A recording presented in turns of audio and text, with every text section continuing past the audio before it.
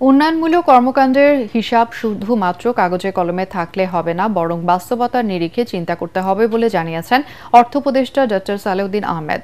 রাজধানীর একটি হোটেলে উন্নয়নমূলক প্রকল্পের মূল্যায়ন, জবাবদিহিতা ও নৈতিকতা শীর্ষক সেমিনারে তিনি একথা বলেন। এ সময় উপদেষ্টা বলেন, সাধারণ মানুষের উপকারে আসে এমন ধরনের প্রকল্প নিতে হবে। এতে দেশের অর্থনৈতিক ও আর্থসামাজিক উন্নয়ন ত্বরান্বিত হবে। উন্নয়নের ধারাবাহিকতায় নীতি, নৈতিকতা এবং স্বচ্ছতাকে অনেক বেশি গুরুত্ব দিতে হবে জানিয়ে সালেউদ্দিন আহমেদ জানান, যেসব প্রকল্প হাতে নেওয়া হয় সেগুলো সাধারণ মানুষকেও জানানো উচিত। এতে প্রকল্প সম্পর্কে সব শ্রেণী পেশার মানুষের কাছে একটা ধারণা থাকে। সালেউদ্দিন আহমেদ বলেন, অনেক প্রতিষ্ঠান আছে যারা অযোগ্য হওয়া সত্ত্বেও কাজ পেয়ে যায়। এতে প্রত্যাশিত ফল সেই প্রকল্প থেকে পাওয়া যায় না। এক্ষেত্রে এসব প্রতিষ্ঠানে স্বচ্ছ অডিটিংয়ে গুরুত্ব দিলে প্রত্যাশিত ফল পাওয়া যাবে। Know the facts that they can ask the project director, even the contractor, that what are you doing?